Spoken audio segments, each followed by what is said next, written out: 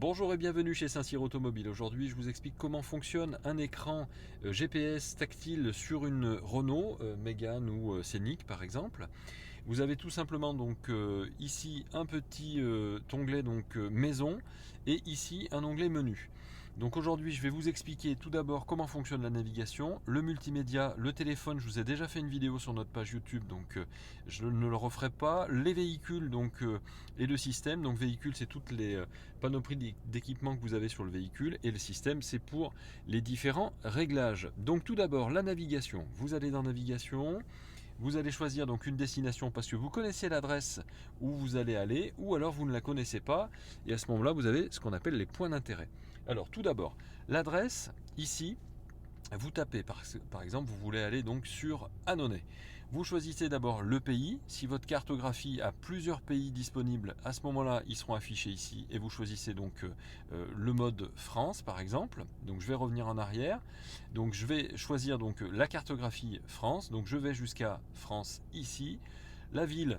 Une fois que vous avez choisi France et que vous ne changez pas de pays, vous n'avez pas besoin de le refaire.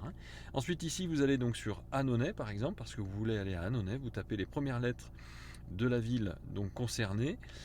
Hop, et donc vous le voyez apparaître ici. Vous cliquez sur la ville, la rue. Alors le petit conseil, si par exemple vous voulez aller à une rue qui s'appelle Pierre de Coubertin, vous tapez simplement Pierre, et puis ensuite votre ordinateur va vous proposer donc rue Pierre de Coubertin. Soit vous connaissez le numéro et vous tapez le numéro, soit vous sélectionnez simplement, et donc vous pouvez choisir sur la carte l'endroit exact parce qu'il n'y a pas de numéro par exemple, ou soit vous descendez et vous dites moi je vais aller jusqu'au croisement par exemple de la rue ou du chemin de Chargevin, et puis vous sélectionnez, et à ce moment-là il fait le calcul et vous pouvez y aller directement. Tac, voilà. Vous savez qu'à 20 mètres il vous faudra tourner à gauche, vous avez 19 km avant d'arriver et vous arrivez à 11h18. Si jamais désormais ce parcours vous souhaitez donc l'arrêter, à ce moment-là vous allez tout simplement donc ici et arrêter le guidage. Je valide la notification. Voilà, ça c'est pour ce qui est donc de la navigation vers une destination que vous connaissez. Si maintenant vous voulez aller vers une destination que vous ne connaissez pas, par exemple, vous souhaitez aller à une destination, alors je recommence depuis le début, navigation, destination, et ensuite je vais dans point d'intérêt. Par exemple, vous cherchez la station-service la plus proche, vous cherchez le parking le plus proche, vous cherchez l'hôpital le plus proche. Ils sont répertoriés dans votre autoradio, dans votre GPS, et donc vous cliquez dessus. Lui va vous dire, voilà, par exemple, j'ai Casino à Saint-Vallier qui est la plus proche de chez moi, ou Esso, etc. Et donc vous cliquez simplement sur la station qui vous convient le mieux. Et pareil que tout à l'heure, vous sélectionnez et ensuite vous validez donc votre parcours, et il vous y emmène directement sans avoir besoin de connaître son adresse.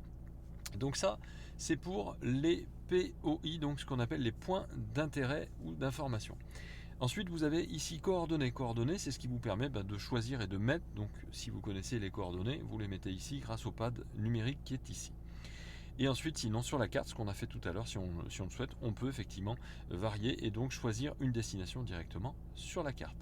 En ce qui concerne les favoris, vous allez pouvoir ici choisir de rajouter un favori pour le travail, pour le domicile, ou même un carnet d'adresse.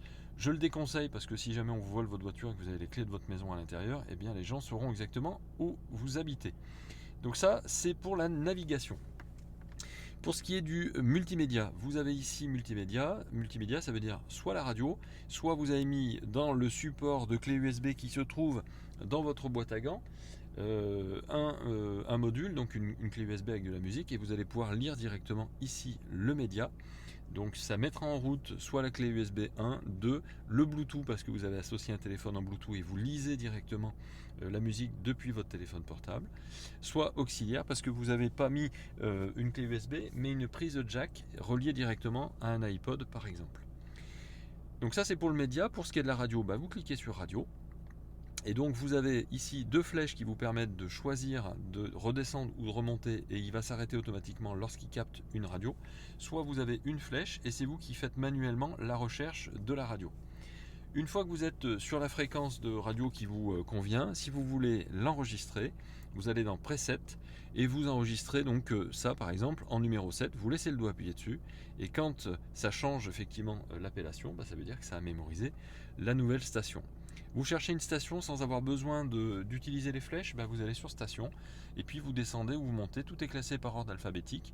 Vous cherchez par exemple énergie, effectivement vous allez le trouver dans le N. Et si vous cherchez Chéri FM, vous allez redescendre pour retrouver dans les C. Ça c'est tout simple. Et le bouton qui est ici, c'est le bouton donc pour changer d'onde, puisque vous pouvez passer de FM à AM par exemple directement avec ce bouton là. On revient avec la petite maison donc à la page du départ, on rappuie sur menu et donc vous avez l'onglet véhicule ici. Cet onglet véhicule vous permet d'avoir l'aide à la conduite. Alors l'aide à la conduite, c'est toutes les options que vous avez sur votre véhicule. Soit vous mettez ou vous enlevez l'alerte de sortie de voie. Le réglage d'alerte de sortie de voie, vous lui demandez qu'elle soit faible ou qu'elle soit moyenne ou élevée, en fonction des vibrations et de la sensibilité, parce que vous avez une vibration sur le volant, et la sensibilité, c'est si vous êtes en train de déborder plus ou moins de la ligne continue. Le freinage actif, donc c'est votre voiture qui va vous freiner automatiquement si jamais vous arrivez trop vite sur la voiture qui vous précède. Donc vous pouvez l'enlever si vous le souhaitez. Et puis enfin, vous avez des réglages donc d'alerte de vitesse. Donc d'alerte de vitesse, c'est-à-dire que votre voiture va capter si vous avez une voiture qui doit rouler à 80 km/h, parce qu'il y a une petite caméra qui capte les panneaux et donc ils vont vous les signaler et à la fois sur votre tableau de bord et à la fois sur votre écran. Et si jamais vous êtes au-delà de cette vitesse préconisée, à ce moment-là, votre voiture va vous alerter. Vous avez aussi les zones à risque. Zones à risque, ça comprend aussi les zones où il y a des radars qui peuvent être signalés grâce à ce bouton. Feu de route automatique, c'est ce qui vous permet de mettre ou d'enlever les feux de route automatiques, c'est-à-dire que votre voiture a l'allumage automatique des feux, mais ce sont les codes. Et lorsque vous êtes en plein phare, le fait d'avoir mis les feux de route automatiques sur on vous permet, demande à la voiture en fait d'enlever les pleins phares lorsqu'il y a une voiture qui vous croise et de remettre les pleins phares lorsque la voiture vous a croisé.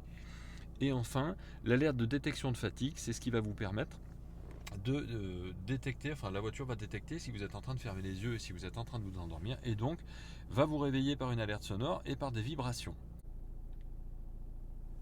Ensuite, vous avez donc l'aide au stationnement ici, vous cliquez donc dessus, vous avez vos détecteurs d'obstacles, avant, arrière sur ce véhicule.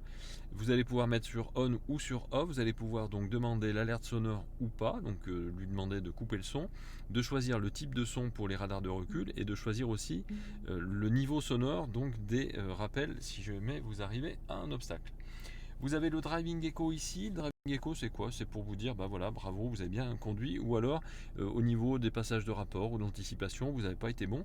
Donc ça, c'est le mode avancé, ou vous avez le mode standard qui vous permettra de vous dire que vous êtes au-delà d'une consommation moyenne, etc. Et donc, vous avez un éco-coaching qui va vous aider à réduire justement vos consommations et donc vous dire à quel moment il faut que vous passiez des vitesses, etc. Vous avez l'ordinateur de bord, lui par contre, qui est assez utile, puisque lui il va vous permettre de dire vous avez consommé tant de carburant en moyenne, c'est-à-dire 5,8 litres sur ce véhicule, avec une vitesse moyenne de 41 km/h, etc. Donc ça c'est pas mal. Si jamais vous voulez le remettre à zéro, vous cliquez là-dessus et vous faites réinitialiser. Là il est à zéro automatiquement. Voilà, donc là vous avez ensuite le Tech Care. Alors ça c'est ce qui vous permet de savoir quelle est la qualité de l'air donc autour de vous, et donc de pouvoir mettre en route ou pas sur la climatisation automatique le système qui passe automatiquement en fermeture grâce au filtre à pollen de l'air qui vient de l'extérieur. Vous avez aussi donc le dernier bouton, donc c'est la localisation donc des pneus, c'est-à-dire que votre véhicule est équipé avec un système qui permet de savoir quelle est la pression des pneumatiques.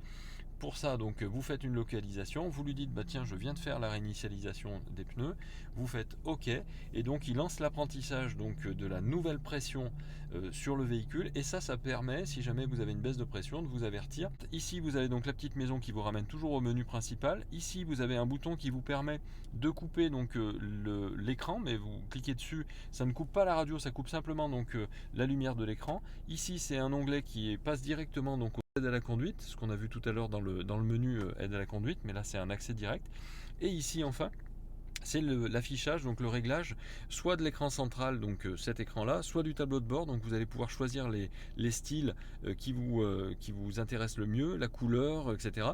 Et donc changer la couleur soit sur cet écran, soit sur l'écran central. Voilà, et je vous souhaite une bonne semaine et on reste bien sûr à votre disposition.